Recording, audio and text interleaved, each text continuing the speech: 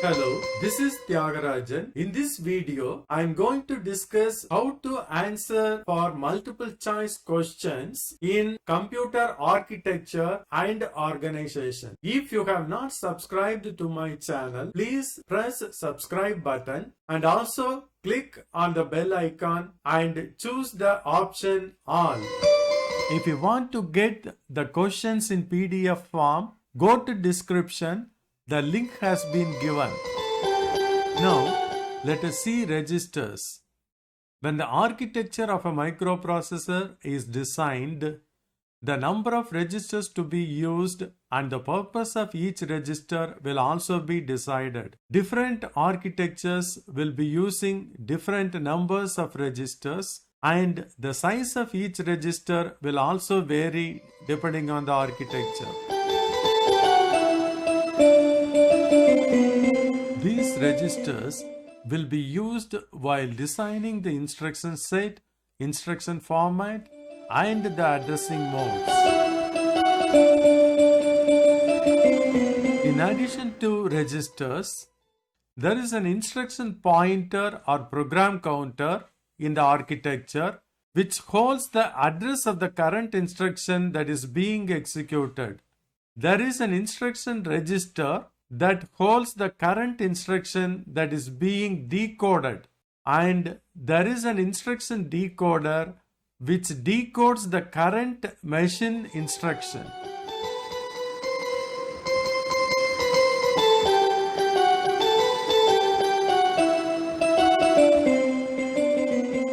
You remember that we have taken MIPS architecture as the reference architecture.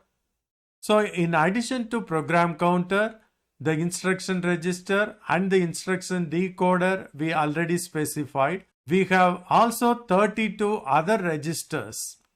These registers are recognized by the register numbers or register names or their address. So there are 32 such registers and the size of each register is 32 bits. The register number or register name can be used in the instruction set, and the register address is used in the instruction format. So while designing the architecture, you try to remember the names of the registers and also the address or register numbers. Actually, the register number and the register address will be same. For example, if you take the register number $0, it can also be specified as $ZERO, or it can be recognized by using its address 0. So that is the first register. Then if you see $1, it is $8. The name of that register is $8. And its address is 1. Similarly, you have many registers. See, you have to remember at least the registers highlighted in this table. For example, register number $8 to $15. So there are 8 registers in this group, and those registers are specified as $T0 to $T7. The address of these registers will be from 8 to 15. That means $8 will have the address 8. $15 will have the address 15. Otherwise, you can say that $T0 register will have the address 8. Similarly, $T1 will have the address 9. And $T7 will have the address 15. Similarly, registers $S0 to $S7 can be specified as $16 to $23. So here also we have 8 registers. And $S0 has the address 16 and $S1 has the address 17. Similarly, $S7 has the address 23. So you have to remember this T0 and S, because T0 is the register that holds the temporary data. Similarly, S is the general purpose register used in all arithmetic and logical operations. Then you see 29. The register address is 29, the register number is $29, and the register name is $SP. Here SP means stack pointer. Then you also remember $31. The name is $RA. It indicates that it is return address. So this register holds the return address when a function is returning to the main program, and the address for this register is 31. The stack pointer will always contain the address of the top of the stack. The stack is a portion of the memory allotted for the stack operation. This memory area is accessed by stack pointer. Then two registers, high and low, stores the results of multiply and divide. These two registers are internally used. Now let us see what are the questions that may be asked from registers. Let us see the first question. How much do we need to decrement the stack pointer for storing a register in the stack area in MIPS architecture? Now let us see the options. 1, 4, 32, depends on the size of the register. Since we are taking MIPS as a reference architecture, the size of the register is 4 bytes. So the stack pointer should be decremented by 4. So the answer is B, 4. This can be achieved by using the instruction add immediate. So add immediate $SP, $SP, -4. It indicates that SP minus 4 should be computed and that value should be stored again in stack pointer. That means stack pointer should be decremented by 4 and that value will be in the stack pointer.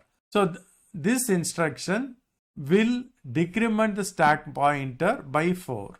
Now let us see the next question. Program counter is also called as instruction counter, address pointer, instruction pointer, memory pointer.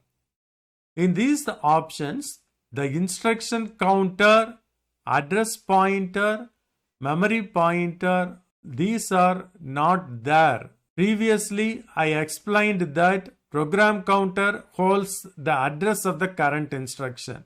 At that time, I told that the other name for program counter is instruction pointer.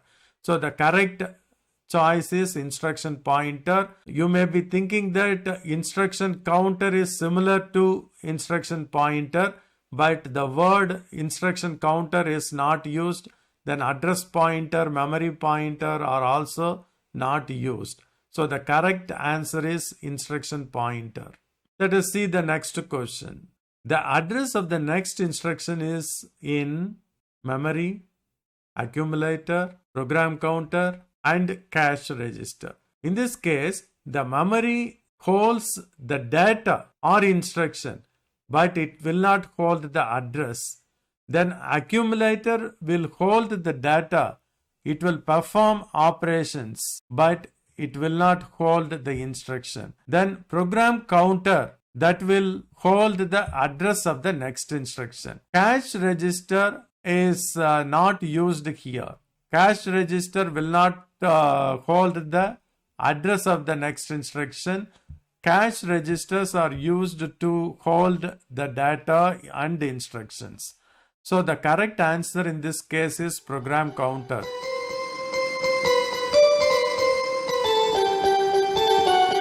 Now let us see the next one.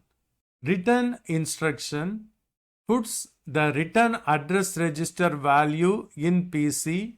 PC means program counter. Puts RA plus 4 value in PC. Puts PC plus 4 value in RA. None of the above.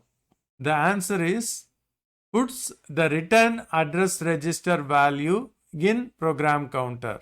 An n-bit microprocessor has A. n-bit instruction register, B. n-bit address register, C. n-bit data register, and D. n-bit ALU. An n-bit microprocessor should have n-bit instruction register. So the answer is A. The next one is, if the PC has a value when it is calling a function, what will be its value after it completes that function? A. PC, B. PC plus 1, C. Please PC plus 2, D. PC plus 4. Here PC indicates the current value it is having. When it is calling a function, the address of the next instruction will be saved, and when it is returning from the function, that value will be again stored in the program counter for continue the execution. In MIPS, each instruction is of size of 4 bytes. So the next instruction will be available by adding 4 with the current program counter value. So PC plus 4 is the correct answer. Next one is, program counter contains the address of the current instruction, the next instruction, the previous instruction. It stores data, not address. The answer is the current instruction, A. See, the program counter is always having the address of the current instruction being executed.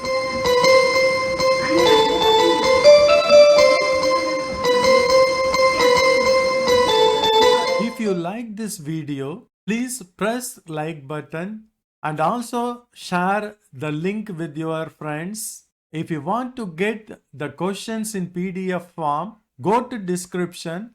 The link has been given. Don't forget to subscribe this channel.